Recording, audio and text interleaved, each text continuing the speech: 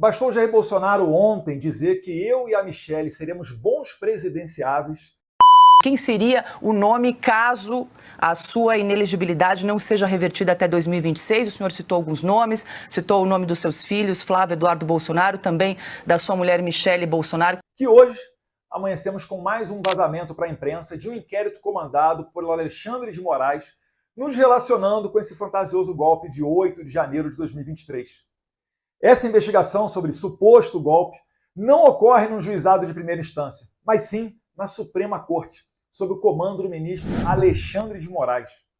E não precisa ser um gênio para saber que eu não vou ter direito à ampla defesa, e isso também não caminha sob um devido processo legal. Basta ver que o general de 4 estrelas Braga Neto está preso por causa da delação premiada do Mauro Cid. E o seu advogado não teve acesso a essa delação para saber do que ele vai defender o seu cliente. Detalhe, Braga Neto concorreu a vice-presidente na chapa de Jair Bolsonaro na eleição de 2022 e foi preso por interferir na investigação após a investigação já ter sido concluída. Entendeu? A investigação já acabou, a Polícia Federal já fez o relatório final. Mas mesmo assim, mesmo após isso tudo, prenderam Braga Neto, alegando que um ano antes da sua prisão, ele estava numa trama para assassinar a autoridade. E como toda essa investigação em processo está no STF, não há a possibilidade de apelar para outro tribunal acima. Não há o duplo grau de jurisdição. E sim, esse ministro Alexandre de Moraes é o mesmo que baniu a Rede X e congelou ativos da Starlink, mesmo que a Starlink não tivesse nada a ver com essa disputa. Moraes é o mesmo de juiz que disse que queria me pegar, conforme artigos do jornalista Glenn Greenwald, vencedor do Pulitzer, que teve acesso ao WhatsApp de assessores do Moraes. Sobre esse caso, o homem mais poderoso do Brasil se limitou a dizer que estava apenas seguindo as leis. E ele segue sendo o juiz do caso. Aliás, juiz, acusador e suposta vítima de toda essa loucura. É a chamada lawfare, o ativismo judicial bem conhecido por Donald Trump. Eu costumo até dizer que o Brasil e os Estados Unidos eles sofrem do mesmo vírus. A diferença é que aqui nós temos menos anticorpos. Nesse sistema, Alexandre de Moraes ele criminaliza a oposição. Lula endossa toda essa narrativa, dizendo que é para preservar a democracia. E assim, eles ficam com um caminho livre para se perpetuarem no poder. Os Estados Unidos, agora com o presidente Trump, e todos os países livres do mundo não deveriam reconhecer eleições onde a oposição não possa concorrer e onde não haja liberdade de expressão. Se isso não for feito, mais e mais narcoditaduras como a da Venezuela nascerão. Pois como vimos com Maria Corina Machado, inelegível pelo TSE da Venezuela, essa é a nova tática dos ditadores para ir para as eleições sem concorrência. Ressalto que no Brasil, Jair Bolsonaro lidera as pesquisas de intenção de voto. E uma eleição sem ele abre caminho para que Lula seja reeleito ou indique um sucessor, que poderia ser até um poste.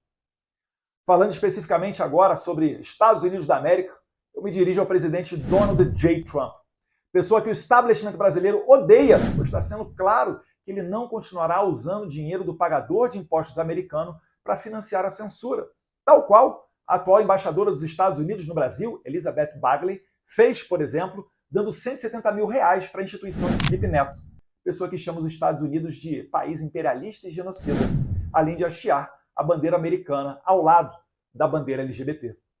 Isso sem contar a ajuda do governo Biden para os Sleeping Giants e do USAID para outras ações.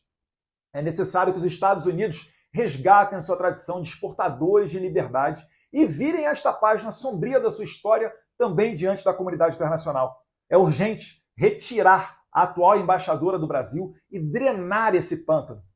Estamos falando aqui do país que é a metade da América do Sul em termos de população, território e PIB. Se o Brasil virar uma Venezuela e 25% da população brasileira tiver que sair do Brasil, igual aconteceu pela Venezuela, a gente está falando de mais de 50 milhões de pessoas.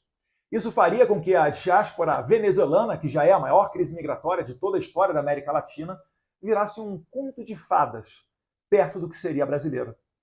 Hoje, presidente Trump, eu e minha família, nós estamos vivendo um momento de baixa, semelhante a agosto de 2021, quando eu visitei o senhor no seu escritório em Nova York, e o senhor gentilmente recebeu a minha família. Eu fiz até um post recentemente falando sobre a importância da humildade e relacionando isso a essa visita ao senhor, fato que muito me orgulha. Atualmente, querem nos transformar em leprosos no Brasil. Quando Alexandre de Moraes, contando com a conivência de Lula, não permite que Jair Bolsonaro vá para a sua posse, eles querem passar o recado de que nem o homem mais poderoso do mundo pode detê-los. Eleição sem oposição não é democracia, é ditadura.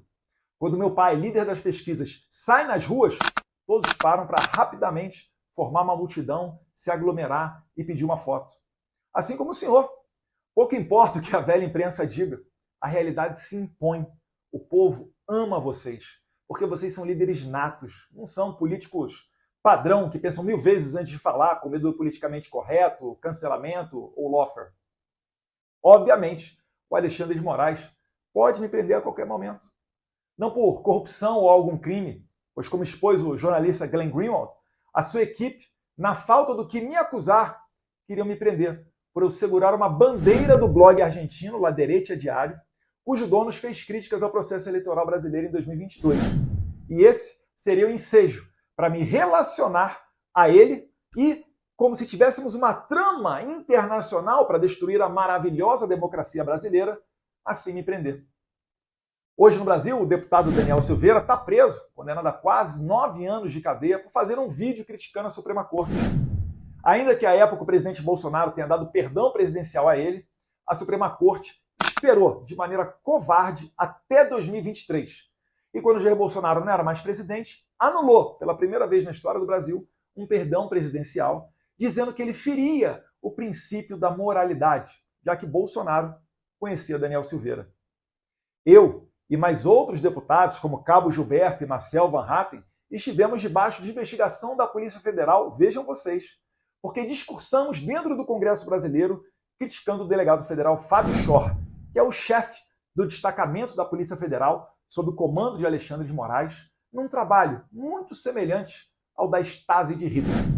Aliás, presidente Trump, merece especial atenção o trabalho da Polícia Federal Brasileira em cooperação com as autoridades migratórias norte-americanas sob as fortíssimas suspeitas de que pode ter ocorrido um conluio para inserir falsamente a entrada do ex-assessor internacional do presidente Bolsonaro, Felipe Martins, nos Estados Unidos.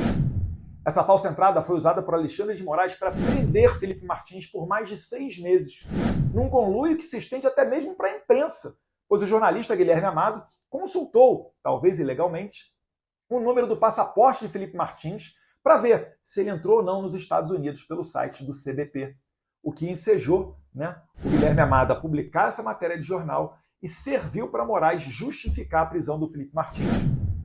Eu gostaria aqui de fazer vídeos criticando o aumento dos impostos do governo Lula, que inclusive já gastou mais do que Bolsonaro durante a pandemia. Ou na questão do governo ter cogitado estender o prazo de validade das carnes e dos alimentos, enquanto os artistas recebem 16 bilhões de reais via Lei Rouanet para ignorar os recordes de incêndio da Amazônia ou o recorde de mortes de índios e anomames. Mas no Brasil, há um problema na base que me impede de ter um trabalho normal de deputado. Um problema de liberdade de expressão, de criminalização da oposição ao socialista Lula da Silva. Este sim, condenado por corrupção e, de certa forma, perdoado por essa mesma Suprema Corte. Mas, como disse Elon Musk, a Rede X é a nova imprensa e os internautas são os jornalistas. Acabou-se aquele tempo do monopólio da informação. Nós apenas pedimos liberdade de expressão e a possibilidade de concorrer numa eleição íntegra e transparente. De resto, deixa o povo escolher. Se conseguirmos isso, certamente teremos sucesso, pois a verdade está do nosso lado. Deus abençoe a América, Deus abençoe o Brasil.